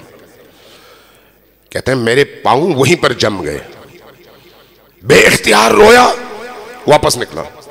مجھے اندازہ ہو گیا کہ مجھ سے کتنی بڑی خطا ہوئی ہے۔ خطا کیا ہے؟ امام رضا علیہ السلام کے ایک موالی کے ان جذبات کا احترام نہ کرنا اور دل دکھانا، صرف اتنی سی بات۔ ہماری نگاہ میں اتنی سی بات، لیکن ان کی نگاہ میں یہ اتنی سی بات نہیں ہے۔ لہذا کہتے ہیں میں پھر وہاں سے پلٹا، تحقیق کی، پتہ چلایا اس کا گھر کہاں پر ہے، وہاں پر گیا، اس بچے کو، جوان کو سینے سے لگایا، اس سے بہت دیر تک بیٹھ کر باتیں کی، اس کو راضی کیا، خوش کیا، اس کے بعد آیا۔ اب حرم میں داخل ہوا صحن میں، لیکن اندر جانے کی ضرورت نہیں تھی۔ کیوں؟ اس لیے کہ نکالا تو میں ان کے حکم پر گیا ہوں، اب اندر آنے کی اجازت ملے تو تب میں جاؤں، ورنہ مجھے کیا پتا کہ وہ راضی ہو چکے ہیں یا نہیں۔ کہ نہیں میں اس میں تگو دو اور پریشانی میں طواف کر رہا تھا حرم کے ارد گرد صحن میں، اچانک وہ سید دور سے آئے، لپکتے ہوئے قریب آئے، بڑے احترام سے مجھے سینے سے لگایا، سلام کیا اور کہا کہ آقا نے فرمایا ہے کہ آئیے میرے حرم میں داخل ہو جائیے، آپ میرے مہمان ہیں۔ عزیزان گرامی، یہ زندہ دنیا ہے، مرنے کے بعد بھی یہ ہستیاں زندہ ہیں، صرف پردہ آنکھوں سے ہٹ جائے تو ہم اپنے ارد گرد ہر جگہ حیات دیکھیں گے، بڑا تفصیلی موضوع ہے، اس پر بات نہیں کرتا۔ تو اس لیے یہ یاد رکھیے، کسی مومن کا دل نہ دکھائیں اگر چاہتے ہیں کہ علی اور آل علی کے قریب پہنچیں، کسی مومن کا دل نہ دکھائیں۔ تیسری چیز، اسی پر میں اپنی گفتگو ختم کرتا ہوں، تیسری چیز جو آل فاطمہ ہے، آل فاطمہ کو جتنا ہو سکتا ہے احترام دیں، اور احترام ان کی وجہ سے دیں، بی بی کی وجہ سے ان کا احترام کریں، ان کی عزت کریں، ان کا خیال رکھیں، اگر ان کی کوئی ضرورت ہے آپ پوری کر سکتے ہیں تو وہ ضرور کریں، لیکن کس کی وجہ سے؟ ان کی وجہ سے، چونکہ یہ ان کے بچے ہیں۔ فاطمہ الزہرا سلام اللہ علیہا کو اپنے بچوں سے بہت پیار ہے، بہت محبت ہے، چاہے برے ہی بچے کیوں نہ ہوں، بچے برے ہوں تو اپنی سزا پائیں گے، لیکن اس کے ہم ذمہ دار نہیں ہیں۔ اس بی بی کی بارگاہ میں جو اس نسل سے ہے ان کا احترام ضروری ہے، اور وہ احترام ان کی وجہ سے ہے، ان کی وجہ سے۔ لہذا اگر آپ چاہتے ہیں، ہم چاہتے ہیں کہ دنیا میں ہم سرخ رو ہو اور سر اٹھا کر ان کی بارگاہ میں پہنچ سکے، تو پھر اولاد فاطمہ کا احترام بھی کریں اور ان سے محبت بھی کریں، جتنا آپ کے لیے ممکن ہے ان کی ضرورتیں بھی پوری کریں۔ یہ جو ہم ان عزاداریوں میں اہل البیت علیہ السلام پر روتے ہیں، اس رونے میں آپ کو اندازہ ہے کہ خود بی بی دو عالم کو اپنے بچوں کی مظلومیت پر کتنا دکھ ہوتا ہوگا، کتنا دکھ ہوتا ہوگا۔ ہم جب مصائب سنتے ہیں، ایک طرف خود بی بی کے مصائب، بی بی کی مظلومیت، اور دوسری طرف بی بی کی اولاد کی مظلومیت۔ جس رسول خدا نے اپنی اولاد سے محبت کو ہماری نجات کا ذریعہ قرار دے کر اللہ کا حکم ہم تک پہنچایا کہ میری اولاد اور میری اہل البیت سے مودت کا اظہار کرو، اس اولاد کے ساتھ امت نے کیا سلوک کیا؟ وہ اولاد جو امت کو اللہ تک پہنچانے کا ذریعہ تھی، اس اولاد کے ساتھ اس امت نے کیا سلوک کیا؟ جب ہم کربلا کے واقعات کو دیکھتے ہیں تو مجھے کربلا میں سب سے زیادہ مظلوم ہستی خواتین میں، چونکہ بی بی کی مجلس ہے، خواتین میں مجھے حضرت سکینہ نظر آتی ہے۔ وہ سکینہ جس سے امام حسین علیہ السلام کو جس طرح کی محبت تھی، اس کو ہم لفظوں میں بیان نہیں کر سکتے، واقعی نہیں کر سکتے۔ جب ہم اس بی بی کو اس بی بی کی نگاہ سے دیکھتے ہیں تو محسوس ہوتا ہے کہ بی بی کتنی تڑپی ہوں گی جب سکینہ کو تڑپتا ہوا دیکھا ہوگا۔ راوی جو تاریخ کربلا کا لکھنے والا ہے حمید ابن مسلم، وہ کہتا ہے کہ جب عصر عاشور میں نے تمام شہداء کے بعد یہ دیکھا کہ خیموں کو آگ لگی، اور آگ لگنے کے بعد ان خیموں سے خواتین اور مخدرات ایک ایک کر کے نکلنے لگی اور اپنی جان بچانے لگی، تو میں نے چھوٹے چھوٹے بچوں کو دیکھا، اہل البیت کے بچے، تعداد 25 سے زیادہ تھی، لیکن سب کی لبوں پر بس ایک ہی جملہ تھا، واہ حسینہ واہ حسینہ۔ کہتا ہے کہ میں نے ایک دفعہ دیکھا ایک اونچا سا خیمہ، اور اس خیمے کے سامنے ایک اونچے قد کی خاتون بھاگتی نہیں ہے، کبھی خیمے کے اندر جاتی ہے کبھی باہر آتی ہے۔ میں نے پوچھا یہ خاتون بھاگتی کیوں نہیں ہے؟ کہا اندر سید الساجدین غشی کے عالم میں ہے، چھوڑ کر جا نہیں سکتی۔ میں نے دیکھا اس اسنا میں کچھ اور خواتین ملی, انہوں نے سہارا دیا اور سید الساجدین کو باہر لے کر آئیں. جیسے ہی باہر لے کر آئیں وہ خیمہ جل گیا. میں نے پوچھا یہ بی بی کون تھی؟ جواب ملا علی کی بیٹی زینب تھی. علی کی بیٹی زینب تھی جو رو رہی تھی, پکار رہی تھی فاطمہ کی بیٹیاں. اور یہی حمید ابن مسلم کہتا ہے کہ میری نگاہ پڑی ایک چھوٹی سی بچی پر. میں نے دیکھا اس کے دامن پر آگ لگی ہوئی ہے. میں نے دیکھا بچی رو رہی ہے, اس کے دامن کی آگ بھڑک رہی ہے اور اس میں اضافہ ہو رہا ہے. میں بڑا تڑپا کہ اس بچی کو بچاؤں, بھاگ کر گیا, بچی کو روکنے کی کوشش کی. بچی مجھ سے ڈر رہی تھی. میں آگے سے گیا, بچی کو روکا, اس کے دامن کی آگ بجھائی. جیسے ہی میں نے دامن کی آگ بجھائی نا, اس چھوٹی سی معصوم بچی نے میرے چہرے کی طرف دیکھا اور دیکھ کر گویا اپنی آنکھوں میں ایک سوال کیا کہ اب تک جتنے بھی لوگ کربلا میں ہمیں نظر آئے وہ مارنے والے تھے, وہ لوٹنے والے تھے, وہ جلانے والے تھے, تم پہلے شخص ہو جس نے آگ بجھائی ہے. حمید ابن مسلم کہتا ہے میں نے جب یہ سنا, اس کی آنکھوں میں پڑھا تو میں رو پڑا. میں نے کہا بیٹی یہ تمہارے رخسار سیاہ ہو چکے ہیں, تمہارے کان کی لو پھٹی ہوئی ہے, تمہارا بدن زخمی ہے, کیا ہوا؟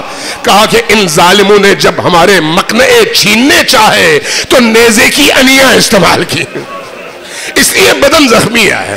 جب ان ظالموں نے میرے کانوں میں بالیاں دیکھی تو یہ بالیاں میرے بابا نے پہنائی تھی. ان ظالموں نے اس زور سے کھینچی کہ بالیوں نے میرے کان کی لو پھاڑ دی اور خون رس رہا ہے. میں نے کہا بیٹا تمہارے رخسار سیاہ کیوں ہیں؟ کہا کہ ان ظالموں نے مجھے پکڑا اور جب میں نے مزاحمت کی تو اتنے تماچے مارے کہ میرے رخسار سیاہ ہو گئے. میں نے پوچھا کہ بیٹی تم ہو کون جو اتنی مظلومہ ہو؟ کہا تم نے نہیں پہچانا, میں حسین کے سینے پر سونے والی حسین کی وہ بیٹی ہوں جس سے حسین کو سب سے زیادہ محبت تھی.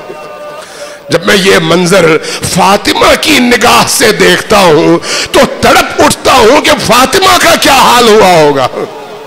فاطمہ کا گھر ہے اور فاطمہ کے بچے ہیں, علی ہے, علی رو رہے ہیں, حسن و حسین رو رہے ہیں, زینب و ام کلثوم رو رہی ہے, ننھے چھوٹے چھوٹے بچے ہیں, یہ سب لپٹ کر رو رہے ہیں. میں دو نکات کی طرف صرف اشارہ کروں, بس اسی پر اپنی گفتگو ختم کر رہا ہوں. دو نکات صرف کہ جب ان بچوں کو روتے ہوئے دیکھا نا, چونکہ وصیت فاطمہ سلام اللہ علیہا کر چکی تھی, اس لیے علی اب اپنی زوجہ کو اپنے ہاتھوں سے غسل دینے لگے ہیں. میں علی کی جرأت کو دیکھ رہا ہوں, علی کے صبر کو دیکھ رہا ہوں, علی کے استقامت کو دیکھ رہا ہوں کہ علی کی کیا کیفیت ہوگی جب اکیلے اپنی زخمی زوجہ کو غسل دے رہے ہوں گے. علی ان بچوں سے کہہ رہے ہیں کہ بچوں تم نے اونچی آواز سے رونا نہیں ہے, اونچی آواز سے رونا نہیں ہے. بعض علماء کو میرے لکھتے ہوئے دیکھا, پڑھتے ہوئے سنا, کہتے ہیں حضرت زینب سلام اللہ علیہا کی یہ کیفیت تھی کہ ان کا جی چاہ رہا تھا کہ چیخ چیخ کر روئے اور ہاتھ منہ پر تھا تاکہ آواز اونچی نہ ہو, لیکن اس کے ساتھ سارا بدن لرز رہا تھا اور چیخ چیخ کر رو رہی تھی لیکن آواز اونچی نہیں تھی, اس لیے کہ ہاتھ اپنے ہی منہ پر رکھا ہوا تھا. اس کیفیت میں یہ بچے رو رہے تھے. ایک دفعہ علی غسل دیتے ایک دفعہ علی کے رونے کی آواز بلند ہوئی. جب آواز بلند ہوئی تو اسماء دیکھ رہی ہے, کیا دیکھ رہی ہے؟ علی ایک دفعہ سر پکڑ کر کھڑے ہو گئے اور جا کر اپنے کمرے کے دیوار کا سہارا لیا اور پھر چیخ کر رونے لگے. اسماء کہتی ہیں میں نے پوچھا یا علی آپ بچوں کو رونے سے منع کر رہے تھے, اب آپ کیوں اتنا چیخ کر رو رہے ہیں؟ فرمایا مجھے نہیں معلوم تھا کہ فاطمہ کے پہلوں کی ہڈیاں اس طرح سے شکستہ ہیں. جب میرا ہاتھ وہاں پر پہنچا تو تب مجھے احساس ہوا کہ رسول کی بیٹی پر کتنا ظلم ہوا ہے. یہی علی رات کی تاریکی میں، رات کی تنہائی میں اس جنازے کو اٹھا رہے ہیں۔ لیکن حدیث ہے امام صادق علیہ السلام کی کہ کسی کا سہارا لیے بغیر ایک بچی کی طرح سے اس لاشے کو اٹھایا۔ مطلب یہ تھا کہ اس 2 مہینے 10 دن کے عرصے میں، 75 دن یا 95 دن کے عرصے میں یہ بی بی اتنی کمزور ہو چکی تھی، اتنا خشک ہو چکی تھی کہ ڈھانچہ رہ گیا تھا، اس لیے اٹھاتے ہوئے ایسے اٹھا رہے تھے جیسے کسی بچی کو اٹھا رہے ہیں۔ اٹھا کر تابوت میں رکھا اور اس کے بعد اس تابوت کو اٹھا کر لے کر قبر کی طرف چلے۔ جب قبر کے قریب پہنچے تو اب علی نے ایک آواز دی، کہا بچوں اب آؤ آخری دفعہ اپنی والدہ سے الوداع کہہ دو۔ جو آخری دفعہ الوداع کے لیے بچوں کو بلایا نا تو بچے قریب آئے۔ یہ روایت بھی امام صادق علیہ السلام کی ہے، فرماتے ہیں کہ جب یہ بچے قریب آئے تو ایک دفعہ تسمے کھل گئے، کفن کے تسمے کھلے، فاطمہ کے دونوں ہاتھ باہر آ گئے اور بچے اپنی ماں کے سینے سے لپٹ کر رونے لگے۔ جب ان کے رونے کی آواز بلند ہوئی تو ایک وقت آیا، ایک ہاتف غیبی کی آواز آئی، علی ان بچوں کو ماں سے الگ کیجئے، اس لیے کہ آسمان میں فرشتے رو رہے ہیں۔ اس کیفیت میں علی نے ان بچوں کو الگ کیا اور فاطمہ کو قبر میں لٹایا، قبر کو بند کیا۔ بند کرتے ہوئے قبر نبی کی طرف متوجہ ہوئے۔ متوجہ ہونے کے بعد ایک جملہ کہا، سینے کو چیر دیتا ہے یہ جملہ، کہا یا رسول اللہ، یا رسول اللہ آپ نے مجھے ایک امانت سونپی تھی۔ جب آپ نے امانت سونپی تھی تو امانت سالم تھی، آج جب میں لوٹا رہا ہوں تو ٹوٹ پھوٹ کا شکار ہے۔ یا رسول اللہ میں شرمندہ ہوں کہ آپ کی امانت صحیح آپ تک لوٹا نہ سکا۔ اب اگر آپ نے پوچھنا ہے نا کہ اس دنیا والوں نے کیا ظلم کیا، بیٹی آ رہی ہے ان سے پوچھئے کہ اس ظالم امت نے آپ کی بیٹی کے ساتھ کیا سلوک کیا۔